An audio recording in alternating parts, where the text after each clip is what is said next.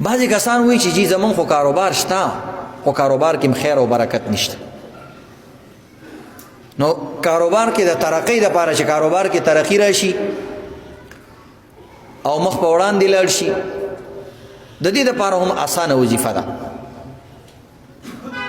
چې څنګه مسله وي د الله په نوم کې د هغې مطابق نوم انسان راوالي او هغه وظیفه جوړه کړي الله رب العزت د لارې کولاوي او بنده بیړنۍ کولاوي. نو د رزق دپاره عزتمندو د ترقۍ دپاره د الله څلور نومونه ویل دي. یا الله، یا رازق، یا رزاق، یا فتاح.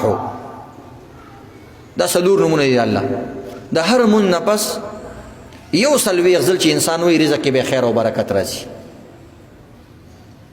او دغه رنګې که دی شي ویلې مصروفه دی 21 ځل دی وایي، که ډېر مصروفه دی 11 ځل دی وایي، که ډېر مصروفه دی 7 ځل دی وایي، که ډېر مصروفه دی 3 ځل دی وایي. خو دا خو په لاره هم سړی ویلی شي آسان. دغه رنګې عام اوقاتو کې هم ویلی شي، خو ډېر زرګونو اعتبار سره وظیفې مه کوئ. مختصر وظیفې خو چې د کار وظیفې وي او قیمتي وي او مؤثرې وي نو دا د الله نومونه ټول نه زیات تاثیر لري. یا الله، یا رازق، یا رزاق، یا فتاح.